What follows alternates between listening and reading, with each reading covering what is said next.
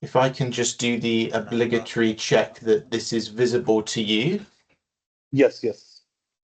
Thank you so much.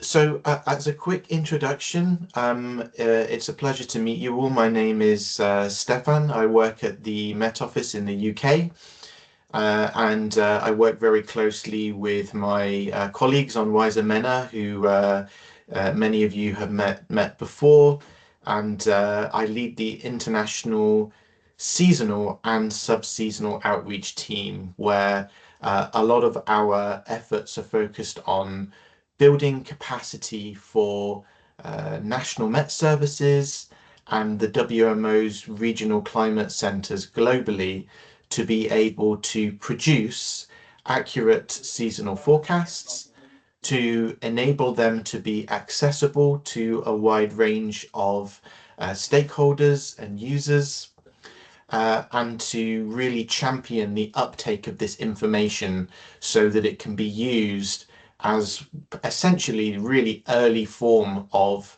early warning. So I really do advocate the use of seasonal forecasts to start making decisions 3 to 4 months out. This session is on El Niño Southern Oscillation, ENSO in MENA, and also focuses on a 2026 outlook.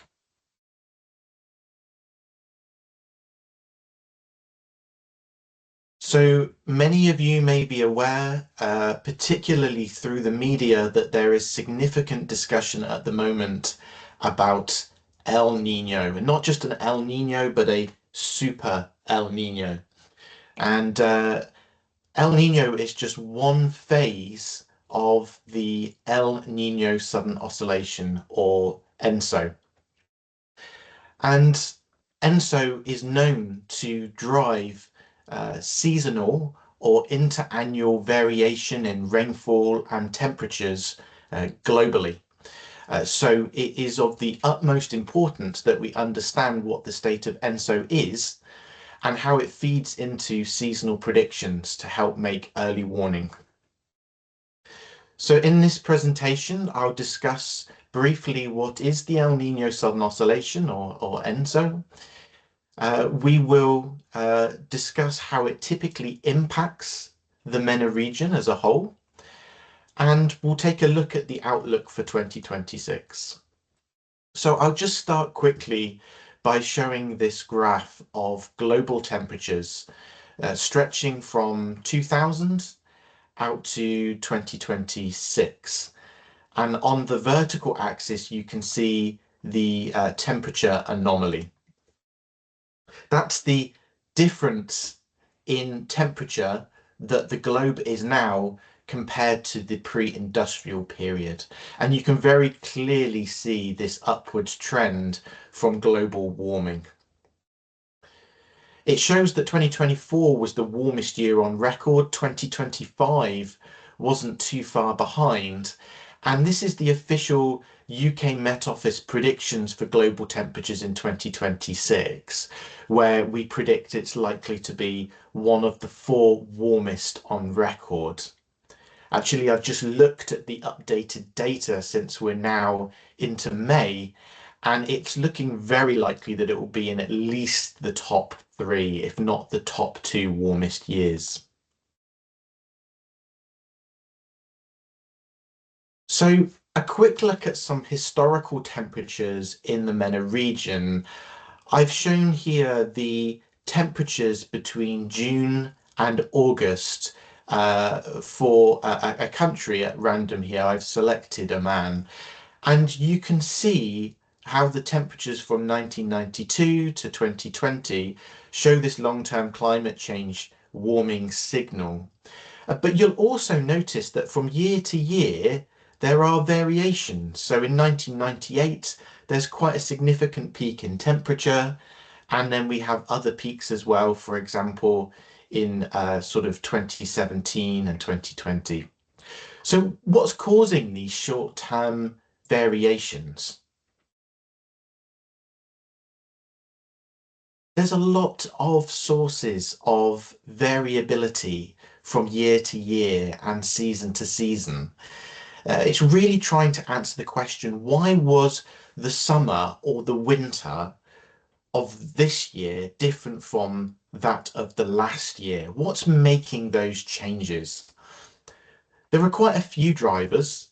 We've got the amount of moisture in the soil, which is driven by the amount of rainfall that there may have been in the last few months. So that means that recent conditions drive future conditions. We have volcanic activity. We have processes high up in the atmosphere called the stratosphere.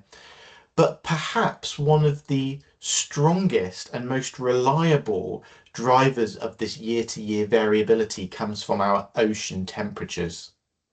And one of the most well-known ocean temperature influences comes from this El Niño sudden oscillation, this oscillating gradient of sea surface temperatures in the tropical Pacific. And depending on what the tropical Pacific is looking like, it means that we're in one of three phases of ENSO. El Niño, which we tend to call the warm phase, neutral phase, and then La Niña, sometimes called the cool phase. So what I'm showing here are two maps of sea surface temperatures. And where you see oranges and reds, that's showing where the sea surface temperatures have been a lot warmer than normal. And where it's blue, it means it's cooler than normal. And on the left-hand side, I'm showing you a period in 1997 when there was a strong El Niño event. And then on the right-hand side, we have the 2021 La Niña. And I'm really just showing this so that you can see in the tropical Pacific how we've got very different temperature variations. When we had the El Niño, it causes these anomalously or unusually warm sea surface temperatures in the East tropical Pacific. And when we have a La Niña, we tend to get these cooler than normal sea surface temperatures in the East tropical Pacific. The importance of this is that it means that you get warmer and cooler areas of sea in the West and the East tropical Pacific. And typically when you have a big pool of warm water, it tends to drive localized uplift of air and rainfall. And it drives a circulation called the Walker circulation, which is shown here in the atmosphere. So we have this ascending moist air over the warm pool over sort of Indonesia, and then this descending dry air over the cool pool over the eastern tropical Pacific. Now this is just a diagram for the neutral phase of the El Niño sudden oscillation, and it will change depending on whether it is a La Niña or an El Niño. If we have an El Niño, this warm condition will be over towards the East tropical Pacific, and it will completely change the circulation in the atmosphere, not just over the Pacific, but all the way around the tropics and the equator. What that really means in simple terms, that sea surface temperatures or ocean temperatures really drive the atmosphere globally. Now, it's true that the strongest links will occur at the tropics, and there will be slightly less stronger influence at higher latitudes, for example, in the MENA region. What that really means is that the El Niño Southern Oscillation and El Niño or La Niña, depending on what phase we're in, it does influence the MENA region, but less strongly than it does in other locations, such as Southeast Asia or East Africa. And that's really important to note. So impacts are more strongly linked to the tropics, but still affect the MENA region. We call the impact of this ocean temperature variation in the Pacific impacting rainfall and temperatures thousands and thousands of miles away, a teleconnection. So ENSO is a teleconnection. It's quite incredible, really, that conditions sort of 7 or 8,000 miles away will influence rainfall and temperature variability around the globe. So now we come back to this graph, the same one I showed before of temperatures in Oman, and I can pick out all of the, or at least some of the El Nino events that have happened over this period. And we suddenly find that when there is an El Nino, it is linked to years where it's been slightly warmer than usual. And we can already see how El Nino, or the El Nino Southern Oscillation, can drive regional variation in temperatures here. You can also see this in the global data. So this is the global temperature difference above the pre-industrial period. Very similar to the graph that I showed at the start, you can see this long-term climate change signal. But you can then overlay the years where there's been an El Nino in red or a La Nina in blue. And you can see for the El Nino years in red, we typically have years that are slightly warmer than the overall warming trend. The reason for that, and I won't go into too much detail, is El Nino typically releases a lot of heat from the Pacific Ocean into the atmosphere. So the years that we have an El Nino, or sometimes the year after an El Nino, we tend to see a spike in global temperatures. And that's why there is a lot of concern around this upcoming Super El Nino. Now, what I want to discuss now are the typical impacts on the MENA region specifically. And there are a few things that I want to point out. The impact of ENSO, or the impact of El Nino or La Nina, will vary depending on the season that you're looking at. It will vary very much depending on location, and it varies depending on whether we're looking at temperature and rainfall. The most important thing that I want to point out is that impacts are assessed from historical data. So the way that we look at this is we go back over the last 30 years and we look at all of the El Ninos and we look at all of the La Ninas, and we look at what conditions have occurred in each of the countries and try to link them together. But this is just based on historical data, and so the impacts are not guaranteed. So when we see these visualizations in a minute, if I say that an El Nino typically drives wetter conditions in your country for a particular season, that is the likely outcome based on historical information, but it is not guaranteed at all. And that is because ENSO is just one of many, many drivers of seasonal variability. There are other things occurring that may override it. And that's really important. So it's one bit of information that you can use to start making decisions, but it must be combined with other sources of information: seasonal forecasts, monthly forecasts, weather forecasts. So what I'm going to show you now are these what are called correlation maps. And effectively, where you see strong colours, whether it be blue or red, it means that there is some kind of link for that region between either temperature or rainfall, depending on what we're looking at, and the El Nino Southern Oscillation. And we don't have time to go into detail on these, and there are 4 that I want to show you, and I can share these slides afterwards. And so what I want to do is just point out a very important bit of information. In the top right hand corner here, when you look at these plots, it will tell you what the blue and red shading means depending on whether it's an El Nino or a La Nina. And for this presentation, because we're expecting an El Nino, I'm just focusing on the typical impacts of an El Nino for this case. Okay, So here, for this specific map, we're looking at summer and temperatures. And it's telling us that for an El Nino, blue is where you may experience colder than normal temperatures and red is warmer. Okay. So for example, if I was to move to this plot here, which is to look at rainfall, it would tell you that for summer rainfall, El Nino equals wet for where it's blue. And where it's red, it might mean drier than normal.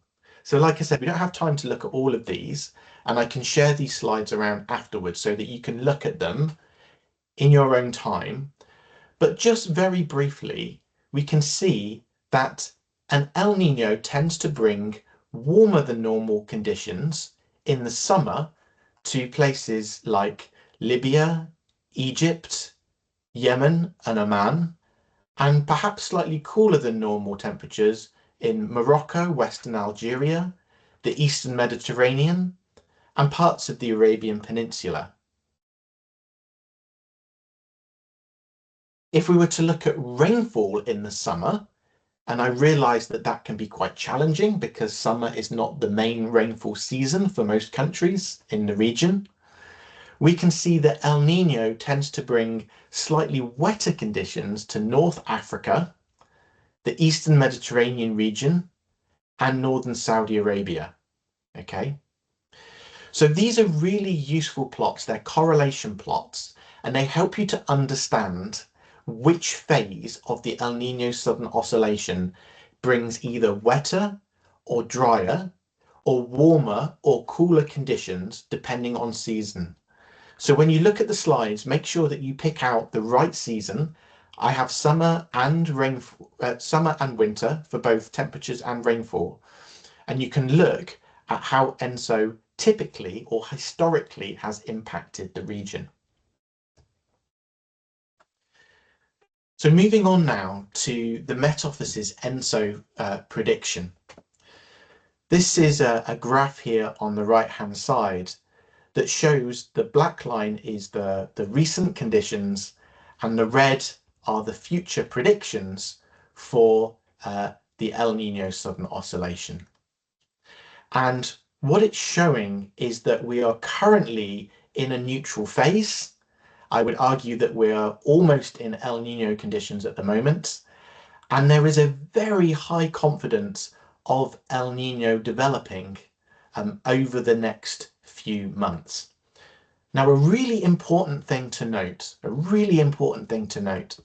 is that an El Nino or a La Nina, any kind of phase of ENSO, is typically not officially declared by an organization like the Met Office or NOAA in the US until there has been at least a few months persistent of those conditions existing. So you often find that you'll have to wait until later in the year for there to be an El Nino declared. However, that doesn't mean that we haven't already tipped into these El Nino conditions, which is what we're seeing at the moment. And people will still experience the impacts of an El Nino potentially well before it's formally declared. So it's really helpful to stay on top of the latest information. There's also a risk of a strong El Nino. So this is what a lot of people are talking about in the press, in the media. We're talking a lot about this super strong or super El Nino. The Met Office doesn't subscribe to the terminology super, but we do categorize them into weak, moderate, or strong. And this is a time series of the El Nino Southern Oscillation from 1990 to the prediction in 2026. And we find that there is a very high degree of confidence between many of the forecasting institutions for there being a very strong El Nino this year. Perhaps stronger than 2016 and 1997, both years having considerable impacts globally.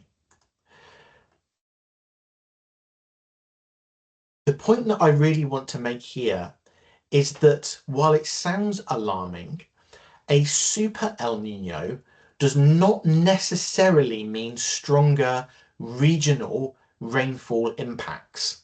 So if your region perhaps receives more rainfall when there is an El Nino, it doesn't necessarily mean that there will be exceptional rainfall.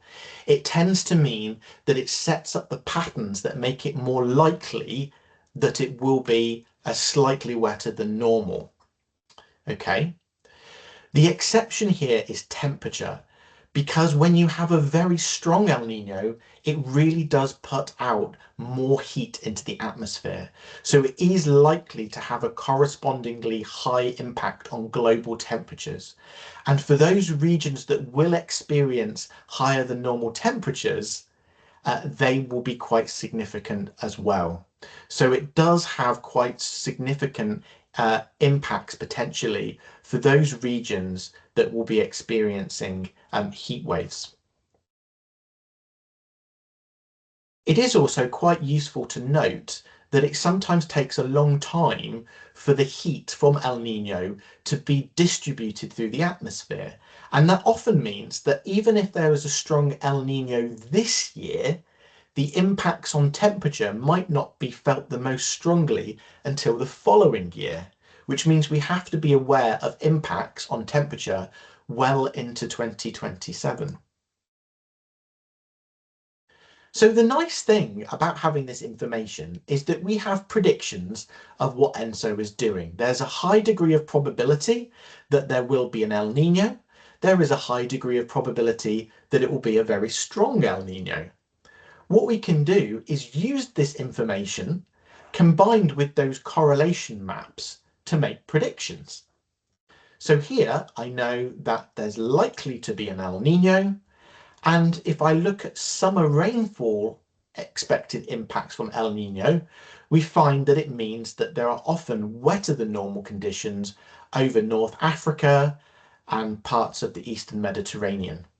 So I might be sitting here thinking, I think it's more likely that there will be wetter than normal conditions over the summer period based on those two pieces of information.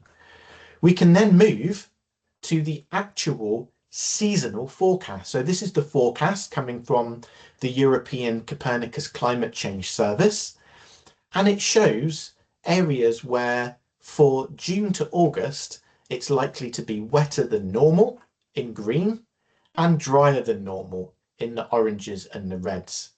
And so the expected impacts from an El Nino are wetter over North Africa and the Eastern Mediterranean, and perhaps unsurprisingly, the seasonal forecasts are also predicting that as well. So we're already seeing how the El Nino that is developing is potentially already influencing rainfall variability over the region. We, of course, can have predictions for temperatures over the region. On seasonal timescales, these are getting much more difficult to produce in a useful format. And the reason for that is because of climate change. Usually, year on year, the climate change signal makes it more likely that the year will be warmer than the one before. At least the most recent 3 years will be warmer than the previous 3 years on average. And that means when you look at seasonal forecasts for temperature, you'll often see predictions for above normal temperature. That's not really a seasonal forecast per se, it's really just picking up on that climate change signal. I'm going to end now on 2 slides. One just to mention, and I've mentioned this previously, there is much more than ENSO or an El Nino driving variability over the region. Please don't just use El Nino as the only thing that will drive variability. There are many other factors like the North Atlantic Oscillation, sea surface temperatures in the Mediterranean, Indian Ocean temperatures as well. And one example comes very recently, particularly from March and April. Understand that there was exceptional rainfall for many parts, particularly over the Middle East. On the left-hand side here, we have satellite records of precipitation. We can see some areas receiving 200 to 400% of expected rainfall over that month. Incredible rainfall, which I'm sure you're all more than aware of and you have been experiencing and living. That rainfall, that exceptional rainfall over this period was actually well modelled and predicted in monthly forecasts. So this is the monthly rainfall forecast for April issued in March. And you can see that it was predicted really well.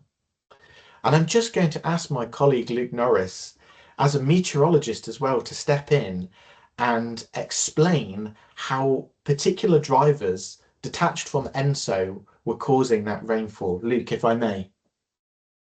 Yes, of course, Stefan. Thank you very much. Good morning, good afternoon, everyone. So I'm very happy to talk through some of the meteorological setup that contributed to anomalous precipitation through March and April, really.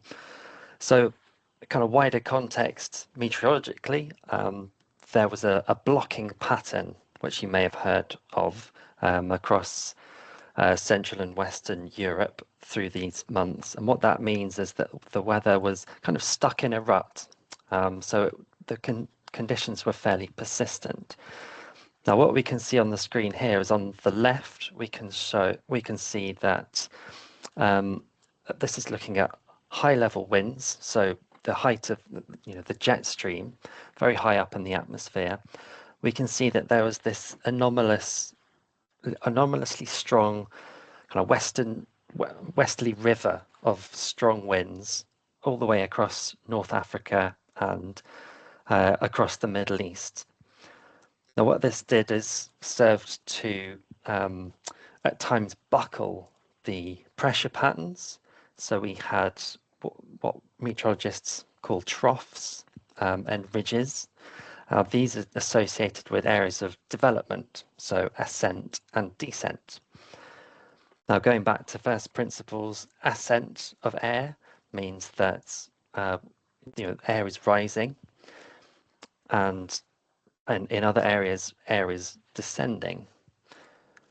Now, if we also look at the map on the right, we can see that there were anomalously easterly winds from the Arabian Ocean moving into areas such as Yemen and the wider Arabian Peninsula. Now, what this did was brought an influx of excess moisture. And now the combination of the pressure pattern, which was derived from the upper level winds, so we're talking about that ascent, and the moisture led to extreme storms across much of the Arabian Peninsula and wider Middle East region. So this caused a lot of flooding, as you'll know, as well as sandstorms, dust storms, some wind impacts in places as well. So what we're kind of showing is that while teleconnections such as ENSO have broad scale impact on pressure patterns, and as Stefan mentioned, that kind of sets up the pattern that may give you anomalous precipitation over a longer period. We're also very much dependent on shorter term fluctuations in those pressure patterns, possibly derived from other teleconnections as well, but also just those fluctuations really. So what I would advocate is also the monitoring of subseasonal information as well. So that's where we're looking weeks instead of months ahead, and these sources of predictability can give insights into sort of the flavor of ENSO impacts or other relevant drivers as well. So I think I'll end on that. Back to you, Stefan.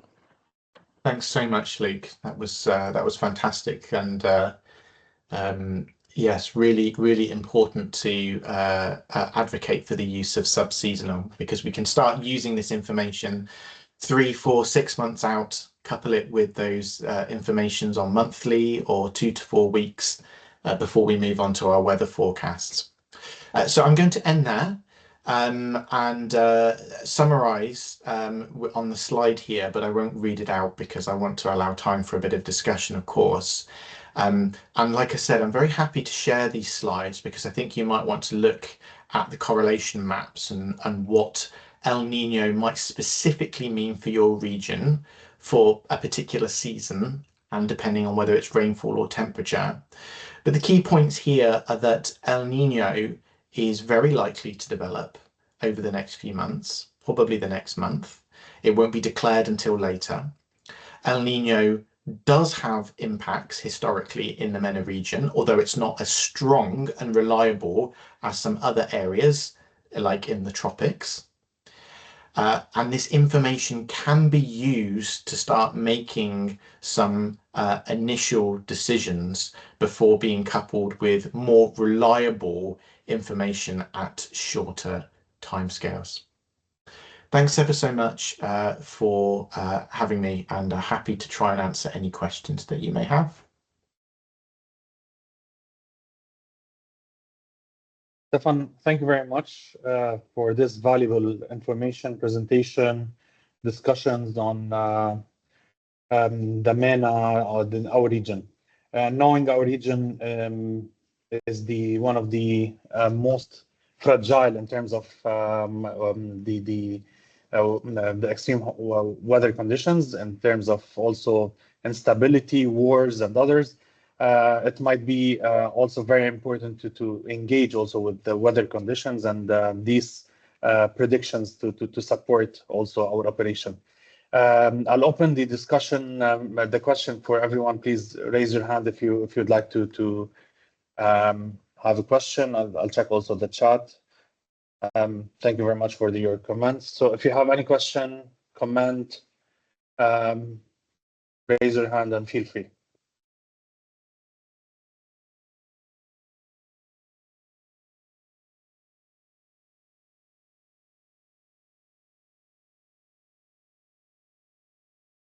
And then with this, I think it's apparently very clear.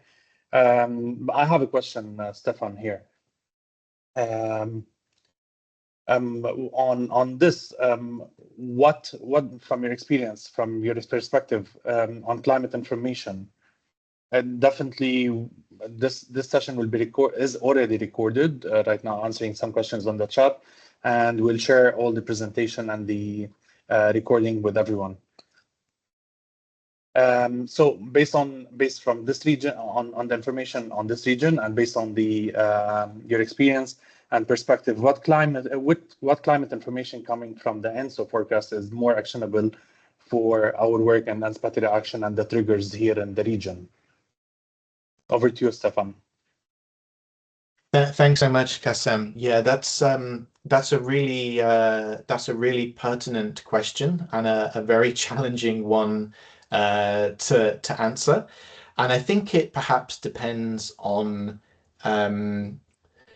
it very much depends on the season that you're looking at, because as I was mentioning, you know, there's a reasonable predictability that comes from El Nino in terms of above normal rainfall in summer.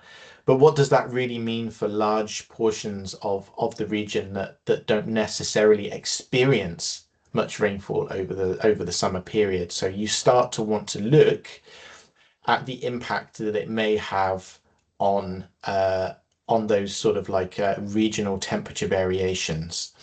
And as I mentioned and shared in the seasonal prediction for temperature, what you find is it's kind of drowned out. The El Nino signal is drowned out by long-term climate change. So it's very difficult to recognize what the most valuable piece of information is, but I would say that in the context of a super El Nino, or a very strong El Nino, as Met Office may say, that is a high confidence that there is going to be a significant amount of heat put into the atmosphere. Okay, that's something that we have very high confidence in. So we go all the way from very high confidence to very low confidence. Lower confidence would be something like rainfall patterns over the region. But very high confidence that this will develop, this will be strong, and there will be heat dropped into the atmosphere. There is some confidence in what parts of the region may typically respond to that in higher than normal temperatures. Okay, so you can look at the maps when I share it and see, okay, this location may typically have slightly increased temperatures. I was showing sort of Oman, for example. However, I think what's really critical is the combination of this with subseasonal information. So if monthly models and subseasonal models are saying there is a risk later on in the year or maybe next year of there being a heat wave, what does that heat wave really look like now with both climate change and an El Nino? It's probably going to mean that we are getting a significant uptick on what those temperatures are expected to be. So that is a high degree of confidence, but it's based on understanding that there's going to be a heat wave in the first place. So it's not predicting where and when El Nino may trigger a heat wave. It's saying we have another source of information from models that there's going to be a heat wave. We know that El Nino, along with climate change, is going to compound that and is going to increase the severity of them. So I think it's really the temperature influence perhaps in MENA which is most significant. I would be mostly concerned about the frequency of extended periods of heat, such as heat waves, and the maximum temperatures that might be being experienced. And we've seen an example of that even just in the last month in the Sahel region over Africa, where records are being broken continuously. Thank you very much, Stefan. We have a hand raised from Aaron. We'd like to comment, please. Yeah, sure. My question's in the chat. Thank you very much. Really interesting. Like you said, like there are cooler than average and hotter than averaging in itself is not too much to act on. And there's obviously these lower level weather kind of. Should we be looking at past El Nino effects on weather for our specific countries to see what has happened in the past to determine what we should act on? And I'm slightly confused by the kind of because I guess there's confusion because for me that when you say, oh, well, it's going to be a wetter than average summer. Oh no, but then you should look at heat waves. So that's why I'm saying, is it better therefore to take this information to say, be aware of weather patterns that are related to El Nino events and expect them to be of a higher amplitude or intensity or whatever, because there's more energy in weather systems? Yeah, thanks very much, Aaron. That's a really important point. And just to clarify, you know, I wouldn't be advocating necessarily for saying there's going to be a wetter than average summer. It's that the pattern of and developing El Nino has historically tended towards that. And what you're sort of mentioning there is sometimes what we call analog years. So there is a tendency to want to go back and look at other El Ninos or La Ninas, depending on what we're experiencing, and to try and compare them to previous years and see what the current impacts are.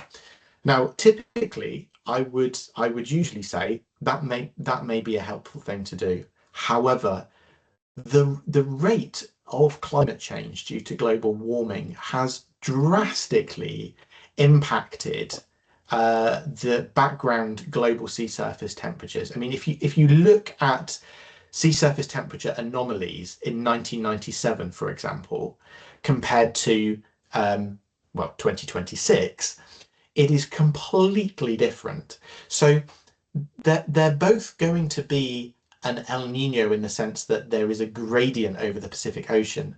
But just looking at 2026, we also see that sea surface temperatures in the North Pacific, the Atlantic, the Indian Ocean many of these locations are significantly above normal, and so it's completely changed the dynamics that we may expect from these kind of events. And it makes it very difficult to make a direct comparison between previous outcomes.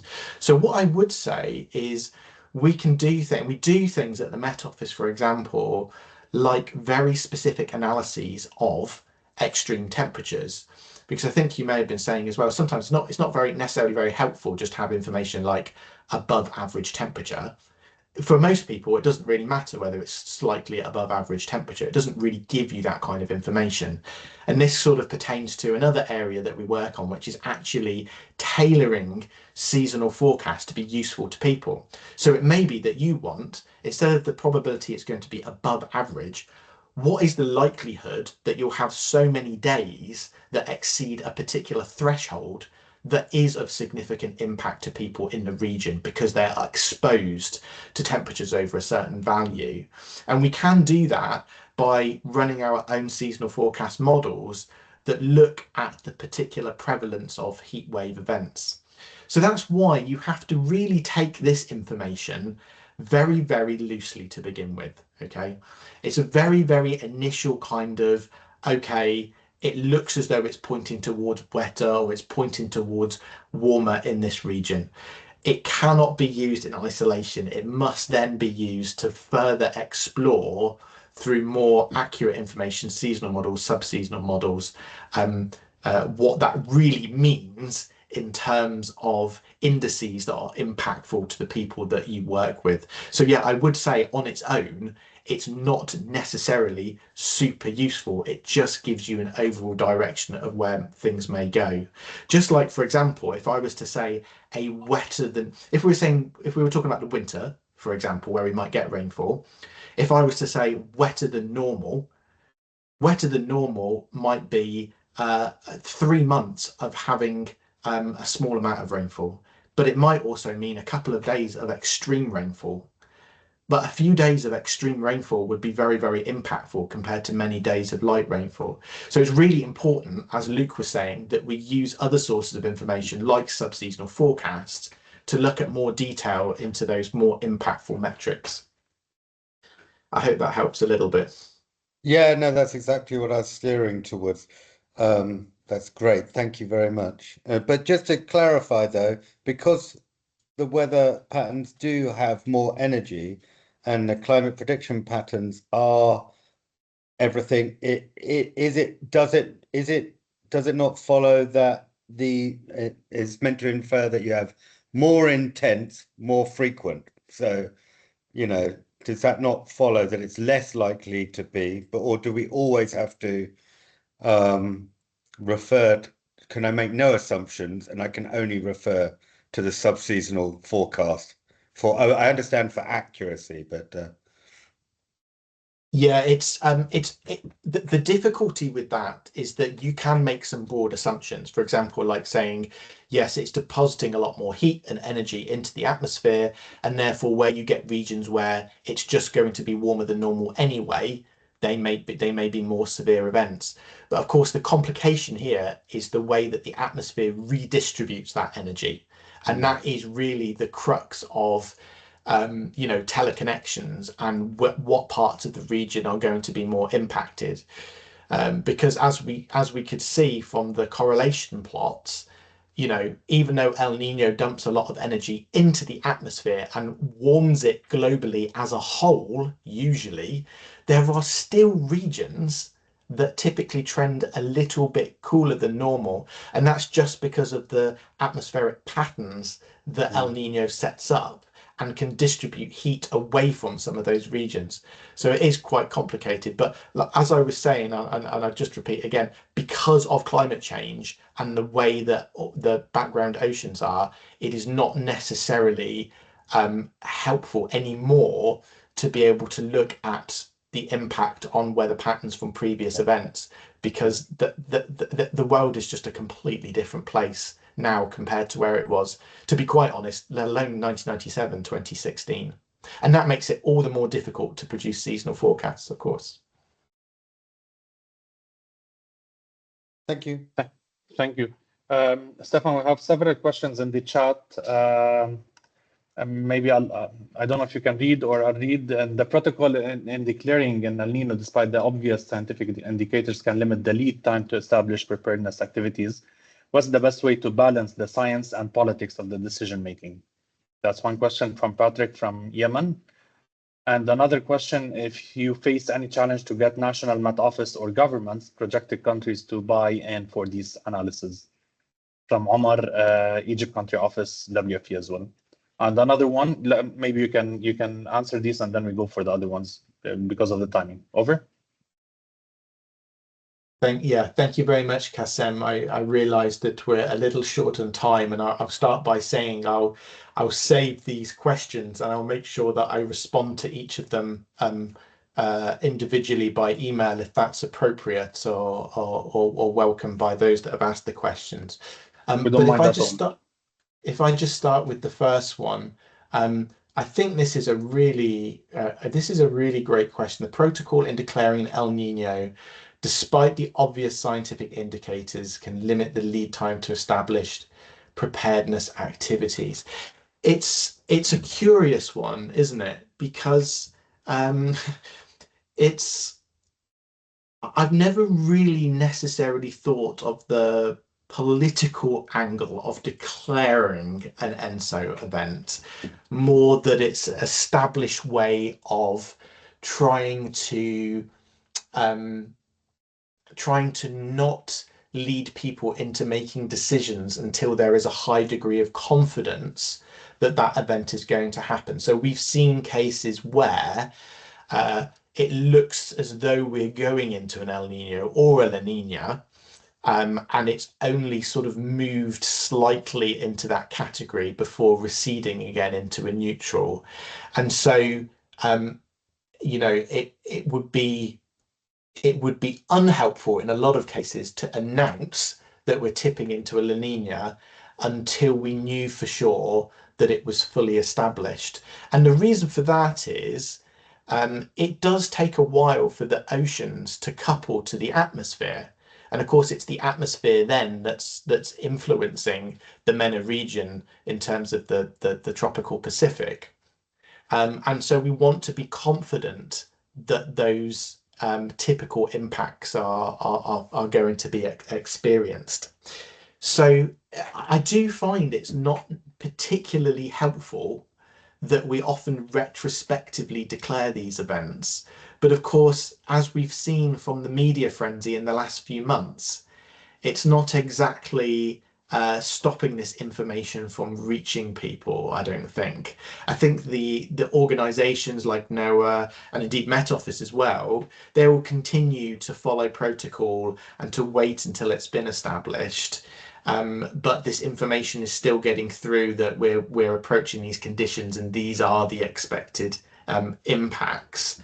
What is really critical, I think, is that people, organizations, decision makers like yourselves have the opportunity to access this information in a timely way so that you can start making the decisions that you need to. So I think from my perspective, it's less of a political issue and more of wanting to be confident in the information that we're putting out there so people don't take sort of opposing decisions, I would say, because we do have a lot of shorter term variation. Thank you very much. Yeah, for the second question. Yeah, go ahead. Sorry, a bit of delay here. Do you face any challenge to get National Met Office buy-in for these analyses? Omar, can you clarify that question, because I'm not sure that I'm fully getting it.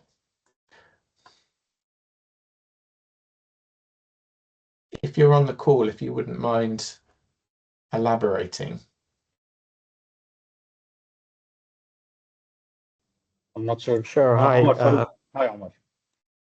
Hi, everyone. Yeah, no, I mean, sometimes like when you just mention about, how to really do triggers, anticipatory reaction triggers, or kind of get a consensus at a national level. The stronger Met department sometimes has their own analysis, own interpretation. and not necessarily wait for the protocol to kick in and everything. So it's as organizations like us, how do we really convince or in terms of the confidence of the analysis available?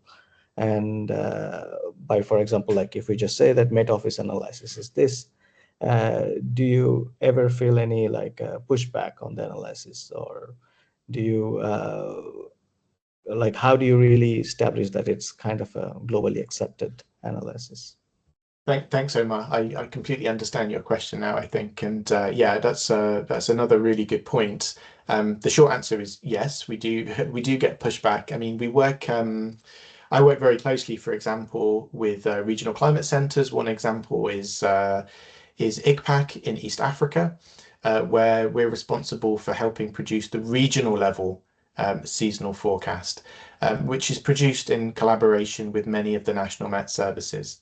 What's really interesting is that the national Met services, once they've been involved in that production, they will go back and they will often water down the message. They will put a lot more uncertainty in it. They will be very cautious in what they announce because they don't want to be held accountable if the expected impacts don't occur, which is somewhat understandable. And that's one of the reasons why a lot of the work that I do is working to help people use robust scientific models as the prediction, rather than introducing too much kind of like human bias and uncertainty. So that gives National Met Services the confidence to say, well, it may have been wrong, but this is what the models were saying. This is what the scientific analysis was saying as well. So that's why the WMO is really pushing for more use of numerical models or dynamical models as the basis for this information, because it removes a lot of that kind of uncertainty. You know, you'll speak to Met services and say, well, there's an equal chance it will be wetter and it will be drier or cooler, or, you know, this kind of thing. So we're moving more towards a world in which people are basing it on the models, and I think that's helping give them the confidence to communicate these messages more effectively. And removing some of the politics around it, which has absolutely been a major issue and still continues to be a problem. But if you can blame the science and you can blame the models, it's a lot easier than it being attributed to an individual forecaster or forecasting area, and that's making it really helpful in being more bolder with predictions and getting the message out. Thank you. Thank you, Stefan. We're getting more comments, and we're out of time. So the last question, maybe if we can do it within 2 minutes, could you repeat the impacts on sand and dust storms for the region? It would seem that El Niño year may have a greater impact because of the increased SST in the Mediterranean and La Niña years. Over. Thanks very much. I'm going to answer that very quickly and say no, because I'm not very well versed on the impacts of ENSO on sand and dust storms. I apologize, Marlene. That's really interesting. Something I'd like to do a lot more analysis into, and also recognize that these events are very much strongly driven by sub-seasonal influences as well. So I think that's something which requires far more kind of accurate detailed information on that 2 to 4 week timescale. But yeah, very much happy to look into it and respond to that. Thank you very much, Stefan. I would like to ask you also to respond to the other questions in the chat. We have some technical questions addressed to you. And with this, we might reach our end. Thank you very much, Stefan, for all the valuable information, technical information, scientific background, and ensuring that you enrich also our community of practice in the MENA region for anticipatory action. We promise you to have more topics like these to discuss, and looking forward for the next community of practice in next month, inshallah. And thank you. Have a good day. Thank you so much. Have a good day. Thank you. Thank you. Thank you, Qasim. Thank you, everyone. Thank you. Thank you so much. Have a nice day.